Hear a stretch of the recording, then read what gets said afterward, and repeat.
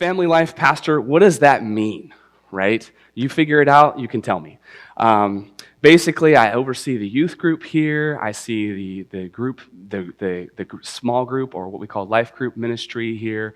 I'm kind of what you would call, not kind of, I am. I'm basically an assistant pastor here underneath the lead pastor.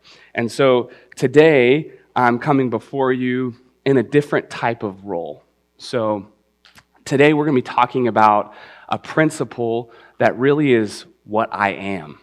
So, and it might be best that I give it to you because we're talking about, if you've looked in your notes, we're looking at a principle called second chair leadership. And we're going to see how second chair leadership, a key principle underneath that, can really help us where we're at as a church. So to help illustrate this, some of you who are OCD, these two chairs are really bugging you on the stage. So I'll talk about it, and you'll be like, oh, okay, that's why they're there. So this chair is something I grabbed from the office. It has some meaning to me. It is Pastor Brian's old office chair. All right? So he used this up until maybe 3 years ago, and his back started hurting him, so he got one of those, like, raising desks that you can stand at. And so he really didn't use this very much, so we passed it off. But it has a lot of symbolism. You can see here it's kind of what they call an executive style chair, and it's very comfy. Now, I'm not going to sit in it because it almost feels like I'm sitting in a throne, right? But this chair right here represents something, and it's a leadership principle or a leadership way of looking at leadership. So this chair represents the first chair. All right? So at our church here and in many churches, we have different positions within the church. You might have different positions in your organization that you work for if you have a job. You may even have different positions that you take in relationships, say in a marriage. So this represents in an organization the head guy, right? So at our church, this would be the lead pastor, or some churches call it the senior pastor. Brian said, don't call me a senior. I don't want to be thought of as old. But this is the lead chair, right? This is the first chair here. This chair is the hot seat. So if you look at the picture that's on your program, you see a red chair. That's actually the first chair. And the first chair is the first chair because they take all of the responsibility. They take all of the pressure. The things that happen in an organization, they're the ones who are ultimately responsible for it, aren't they? So this would be kind of like the owner of a business or the CEO of an organization. That's what this is, okay? The first chair is the one that everybody sees. They're the ones who are up front. Now, in an organization, there's also what's called a second chair. I feel comfortable sitting in this one, but it's gonna be really awkward for you. Okay. So, is that awkward? Feels good. I'm back here. I'm hiding. This is the second chair. Okay. And so when I talk about second chair leadership, this hopefully will help you get an idea of what God has asked me, a position that God has asked me to be in here at our church, is this second chair. Now you can see the second chair isn't seen very much, is it? And some of you like this position, right? If you're an introvert, you're like, I don't really want to be on stage. But this can be behind the scenes, but not always. The second chair can also be up front as well when the first chair gives that permission and that authority, right? But the second chair takes a back seat, but it also follows the first chair, okay? So what does this have to do with our church? What does this have to do with you? Let me get there, all right? Our church community here recently, and we're wrapping it up, but we're going through a time of transition. We've heard this word. It's a time of transition. So we brought in Pastor Randy, who's not with us today. He's at a graduation in Michigan, Ohio, Indiana, the tri-state area, that area. He's there with graduation for his grandkids. And he asked me to speak, and he said, you can speak on whatever you want. And I thought, like I said last week, I've gone through this transition with you, right along with you. And there's some things that have happened that I went through in this transition that I thought, it might be, maybe, symbolic of where we have been as a community. And some of you, it might be symbolic of where you're at now, or the things we're going to talk about might be where you will end up, face some things you'll be facing sometime in your life.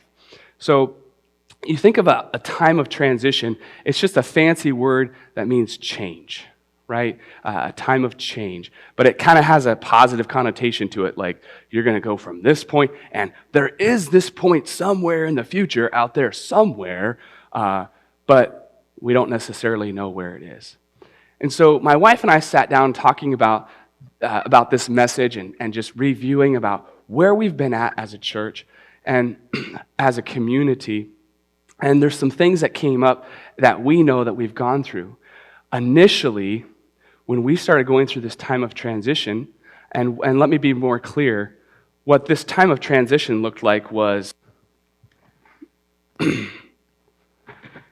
especially at first, it looked like this, okay? Because Brian has stepped out. God has led him to the next part of his life.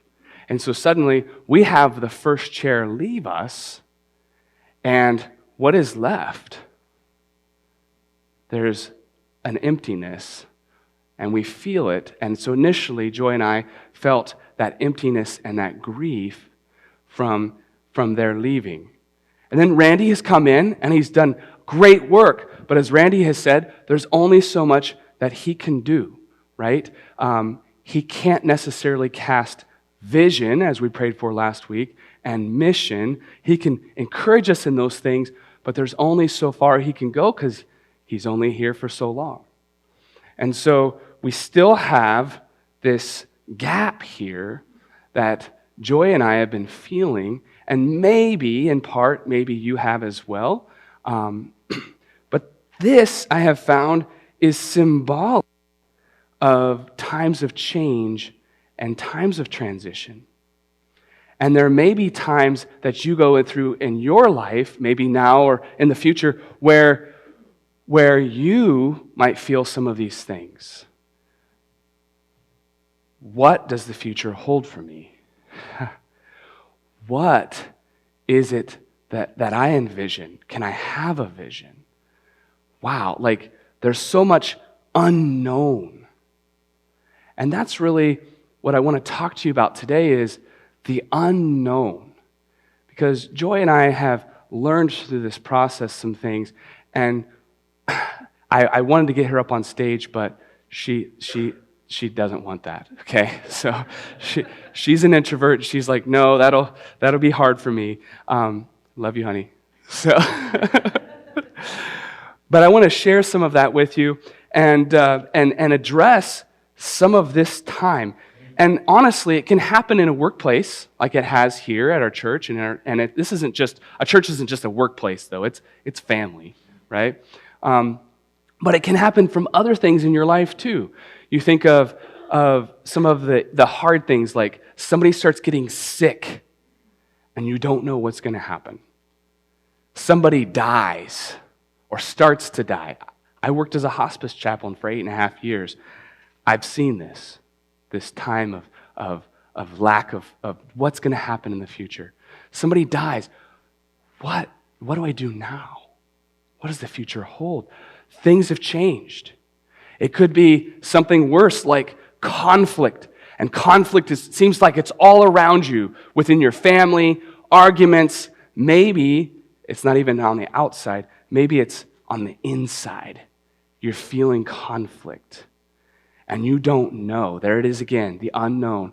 I don't know how to get through this. Maybe it's to the point of divorce or something serious like that, that you go through and there's this huge time of change and everything feels unsettled and you become even unsure of yourself. Those are things that they aren't exactly what we've gone through as a church with this transition, but those are bits and pieces of feelings that we can have during times of change. And today, I wanted to address that, and so I started thinking to myself, what is a story that really can capture that? And so I realized there's this awesome story that I heard in my devotions about a week ago, and I thought, this is a powerful story. It's a weird story. There's parts of it when you first read it with me. If this is your first time reading it, you're going to go, what? Like, what is that about? I get some, but there's some things I don't get. And then as we unpack that story today, I feel like it's going to help us understand what God is asking us to do during those times when there's change and unsurety. And I believe that when we look at the story, it can even prepare us for the next part, and that is Pastor Nate, who we are bringing on as our new first chair leader, our new lead pastor. We're bringing him on. And this story can even prepare us for him coming as well. All right? So looking at this story, this is Matthew chapter 8, 5 through 13. So take a look. You can turn in your phones, in your Bible there as well. And this is a story that is also paralleled in Luke chapter 7, starting at verse 1. Parallel means Matthew here, in the book of Matthew, Matthew's the one who wrote it, he writes this story that happened, and then Luke, who is a physician, he writes the same story. So we're going to look just at Matthew's today. I might make reference at Luke's. Luke gives a few different details that are really awesome, but we're going to look at Matthew's version today, and I encourage you as we're reading as I'm talking today, look at Luke chapter 7 as well. And it's going to be on the screen for you, and this is the New Living Translation, but you can look at any translation that you would like. The title in my Bible that was added later, this isn't from the original, is The Faith of a Roman Officer. You ready? When Jesus returned to Capernaum, a Roman officer came and pleaded with him, "Lord, my young servant lies in bed, paralyzed and in terrible pain." Jesus said, "I will come and heal him." But the officer said, "Lord, I am not worthy to have you come into my home. Just say the word from where you are, and my servant will be healed. I know this because I am under the authority of my superior officers, and I have authority over my soldiers. I only need to say, 'Go,' and they go, or 'Come,' and they come. And if I say to my slaves, 'Do this,' they do it." When Jesus heard this, he was amazed. Turning to those who were following him, he said, "I tell you the truth, I haven't seen faith like this in all Israel. And I tell you this, that many Gentiles will come from all over the world, from east and west, and sit down with Abraham, Isaac, and Jacob at the feast in the kingdom of heaven. But many Israelites, those for whom the kingdom was prepared, will be thrown into outer darkness, where there will be weeping and gnashing of teeth." And our last verse, "Then Jesus said to the Roman officer, 'Go back home, because you believed it has happened.' And the young servant was healed that same hour." So we see here in this story a Roman officer, and some translations will capture his title better. He does have a title. It is centurion, and he is going to Jesus, and he is asking for help for a servant in his home, and Jesus ends up healing the servant. Okay? But if we break this story down, like we're going to do today, it's going to show us some more things that are happening in this story. So look here. I'm going to sit down here with you. Look here at verse 5. It says here, when Jesus returned to Capernaum. Now the context here is that right before he goes into Capernaum, Jesus is on a mountain and he's preaching. So this is his big, huge sermon that he's giving up in this mountain. And he's up on this mountain and he's preaching to all these people. It's a very long sermon, okay? Afterwards, he comes down from the mountain, and at the bottom of the mountain, there's a leper who asks Jesus to heal him. Leprosy was a very deadly disease at that time. There was no cure. And so Jesus actually reaches out, touches the leper, which was a no-no in their time, and the leper is instantly healed. Right after healing the leper, we see him going towards Capernaum. Now, if the video works, we have a video to show you Capernaum here. This is literally what Capernaum looks like at this time. And what you're looking at here are the ruins that they have found of Capernaum from Jesus' day. You'll see a giant building that looks very modern. Underneath that building's actually a church. It has been suspended literally over top of the ruins of where Peter's home was. And you'll also see in this video, there's a ruin of a synagogue. It's white there. That has later been built by Rome, but underneath it is the original foundation of dark gray brick from Jesus' time. And so this is where Jesus was going. Beautiful place, right on the seashore, amazing, beautiful. And Jesus is going to Capernaum because Mark chapter 2 says Capernaum was Jesus' home base, right? He kind of sets up shop out of Peter's home. And so he's going back to Capernaum. Right as he enters Capernaum, here comes this centurion up to him. And the centurion is approaching him, asking for help. Now, Capernaum was a place for the whole area where they would collect taxes from the Jews. The Jews at this time were a conquered people. They were conquered by Rome. And so Rome would collect taxes from the places that they had conquered, right? And so we find tax collectors here in a tax office, but in addition to the tax office, there's something else that's needed because the Jews liked to rebel. They needed soldiers. And so we also see Roman soldiers being there to help enforce the payment of the taxes. So, do we see that in our day and age?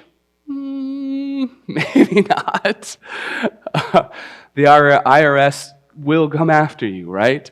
Maybe not sending soldiers, but in this day and age, they literally had soldiers right there, okay? And so this Roman soldier, this centurion, is part of that. Centurion is just a fancy title. It's underneath that word is where we get the word century, which means 100. And so a centurion was usually over about 80 to 100 men.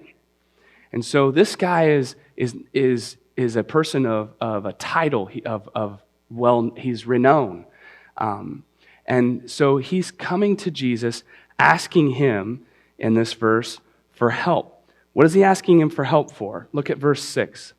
He says here, Lord, my young servant.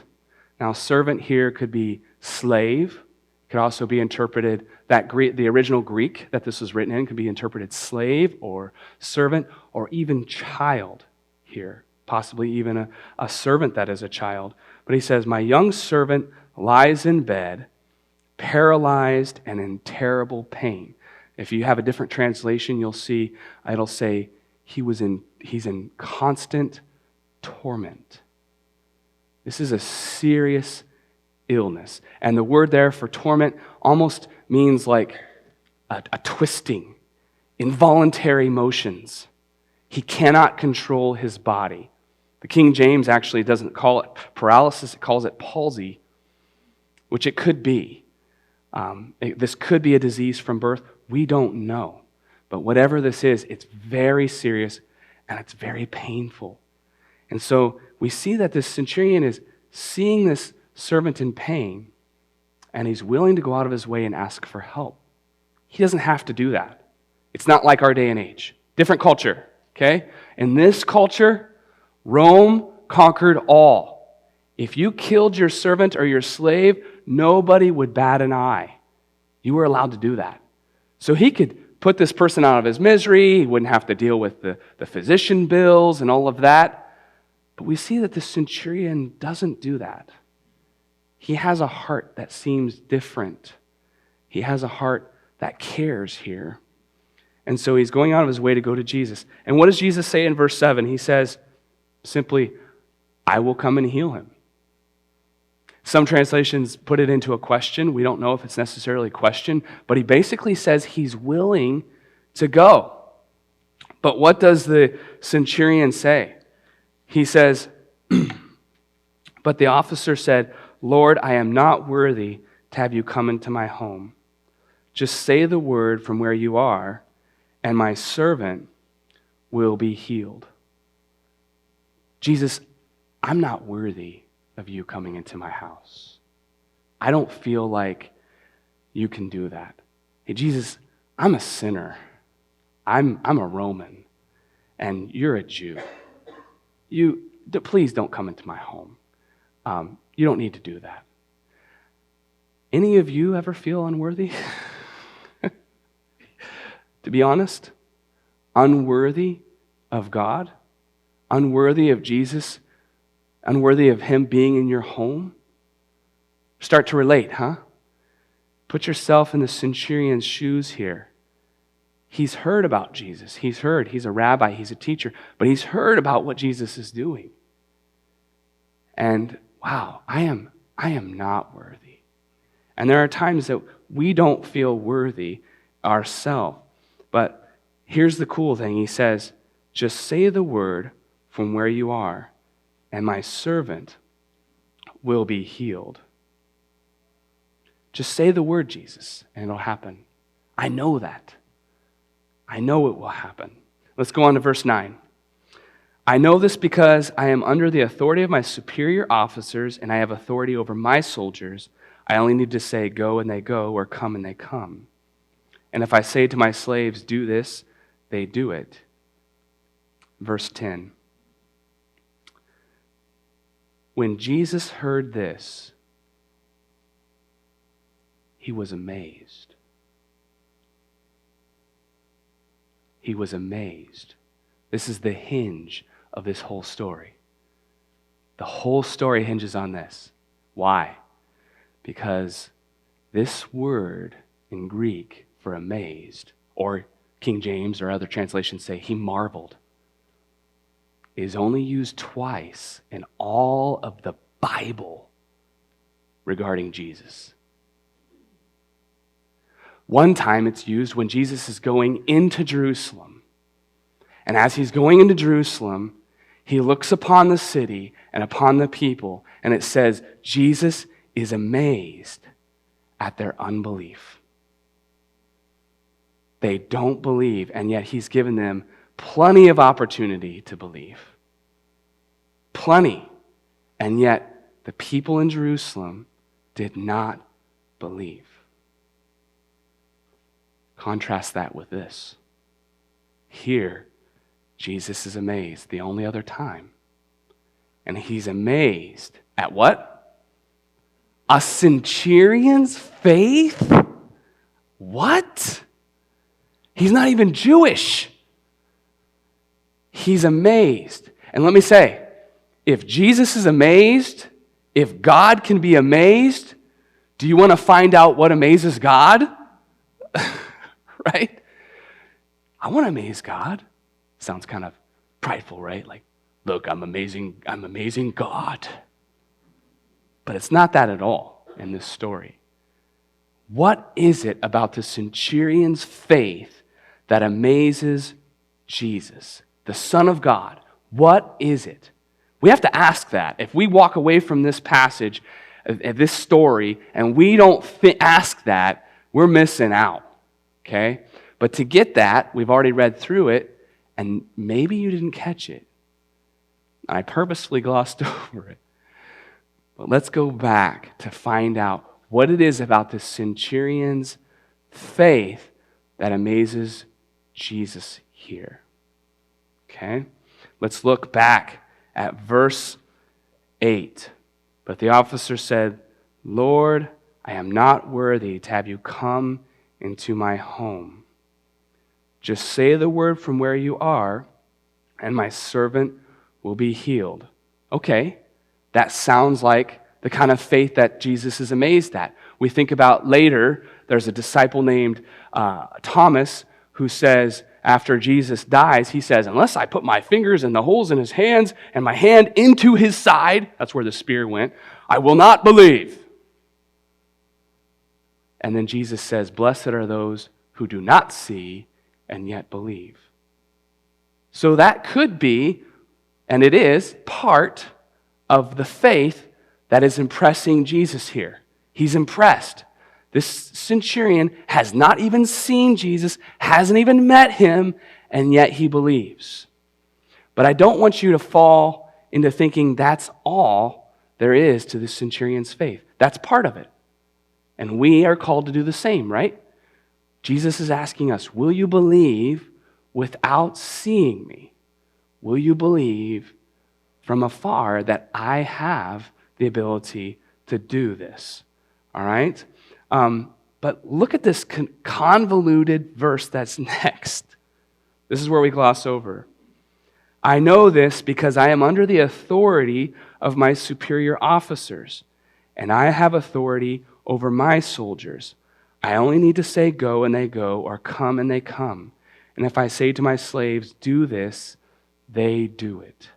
This is all wrapped up in one word that the centurion said twice that we glossed over earlier in this passage. Look at the beginning of verse 8 and the beginning of verse 6. But the officer said, "Lord." He called Jesus Lord. A centurion of a race who has conquered the Jews goes to a Jewish rabbi and says, "Lord." In other words, it's like this.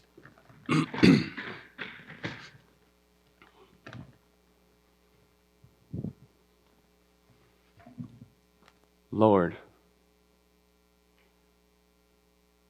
you are Lord." A person who has authority, understands that authority, he understands about having people under him, and he understands about having people over him, and he's saying to Jesus, "You are Lord. You have authority over all. You have authority, Jesus, over this sickness that my servant has. You have authority over the unknown. You have authority during the time of change and transition. You have authority over my fears, my anxieties during this time of transition, during this time of unknown in my life. You have control." There's one word that wraps up what he is saying here, this centurion, and it's a scary word. It's not used in this section, but it really is what it's about, and it's a word called submission. Now, if you have your phones and you Google submission, one of the first things that comes up is a sexual definition, of course, right? It's Google. Dominance and submission. We aren't talking about that at all. We aren't talking about submission in the way of sex. But what I'm really talking about here is something much deeper, much real. Google's definition, too, on the side of that has some negative connotations to it, some negative meaning. It's like being timid, being shy, or being weak. And that is not what we're talking about here either. The centurion really, truly understands it. You see, the centurion's been sent out on mission, probably after mission. And that's the key to submission. Let me help you understand. You think of the word submachine gun. Okay? Submachine gun basically means a smaller version of a machine gun. You got the big machine guns, you got the small one. Right? Let me help you understand a little bit more. Subway. I just made all of you hungry. Okay? But a subway that you travel in, what is it? It's a way underneath, right? It's a way that you travel underneath.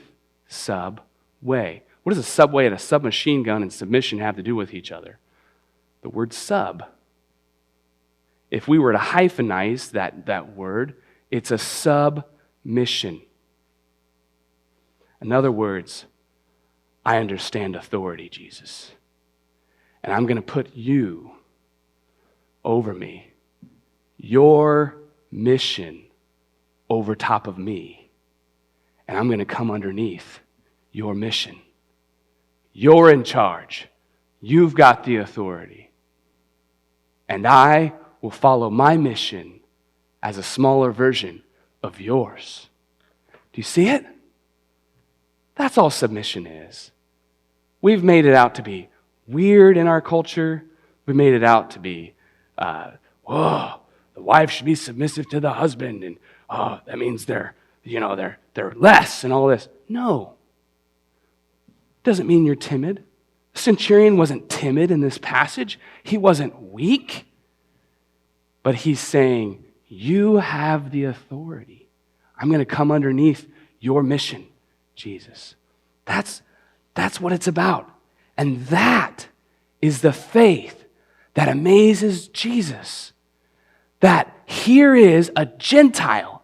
Gentile is someone who is not Jewish, that's all it means, who believes. And the last part of this story, he's contrasting Gentiles with people who are Jewish. And he says, there will be many Gentiles who will go to heaven and sit with these men of faith.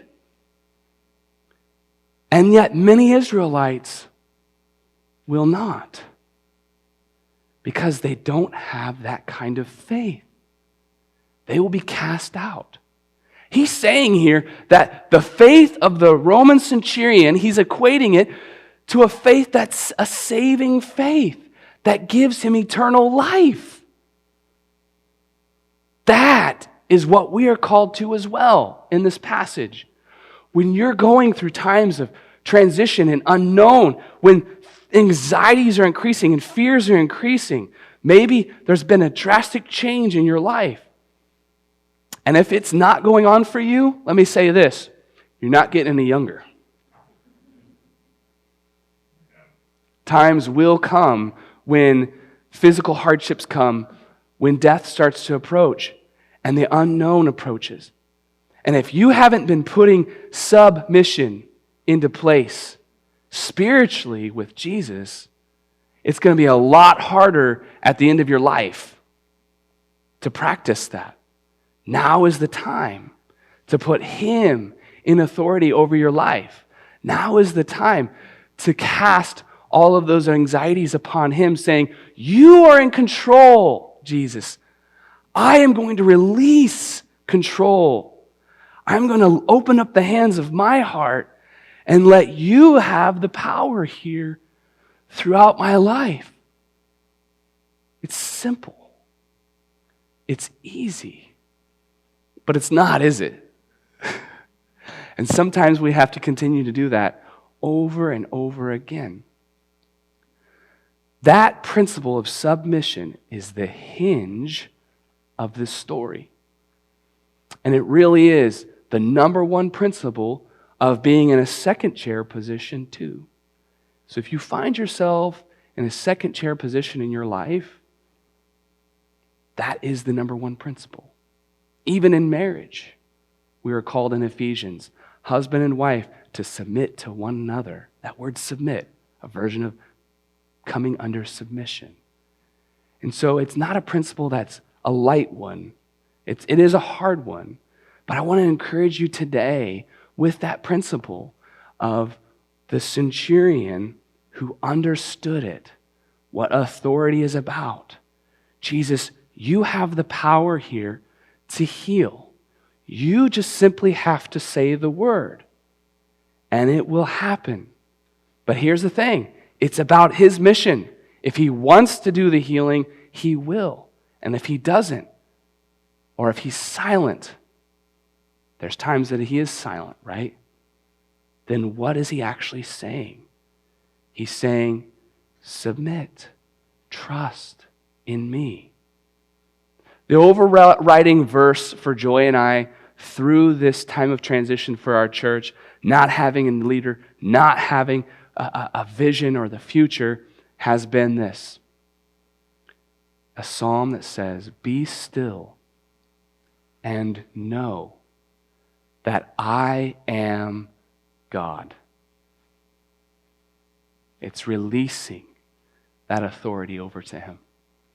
Well, I'm going to pray for you in a moment, but I was talking to my wife, and there's so much more here I'd love to talk about, but I wanted to hit the main thing for you today. I want to give you a couple resources this week. The first is there's a card in the seat in the seat back in front of you. It says connect on it. On the back side, it says prayer requests. Some of you are going through a time that I've described today. Maybe not where a leader is out of your life, but you're not sure of what's happening or what's to come. And I want to pray for you this week. So if you would, as you feel led, to humble yourself, take that card and write on that card, on that prayer request, that prayer that you have. And this week, every day, I want to lay those cards out in front of myself and pray for you. So at some point, you can fill that out, and there's offering boxes in the back of the room. You can put it in the offering box. And then the other thing I want to do for you is throughout this week, I'm going to post, I'm going to try, I'm not on Facebook, so it'll have to be through our office manager, but I want to post just a 1 or 2 minute blurb more about this principle of second chair leadership and more about this passage here. It might be a video, it might just be like a little bit of text, but I'll mix it up so it doesn't get boring. But you can look for that on our Birch Ridge website, on the Facebook page. And I just want to post some more encouragement to you throughout this week as well. And we are coming close, very close as a church to the end of this transition period. And our anxieties are changing to become anticipation, which is amazing. But some of you, even in your own life, might be going through stuff. And I want to pray for you and encourage you this week. Let's pray. Jesus, thank you so much for your word that is alive, even from 2,000 years ago. You walking into that city, Jesus, and talking to this centurion like this, and just the amazing thing that happened there with this miracle from afar. And God, how the centurion had a faith to call you Lord, putting his own reputation, his own position on the line, humbling himself in submission to you. Jesus, help us to have that kind of faith, the faith of the centurion, and to give us purpose in our life as we go from here. And we know that through that, there is freedom in you, coming under your mission. Encourage those who are going through hardship, change, turmoil, fears. Encourage them today. And I ask this in your name, Jesus. Amen.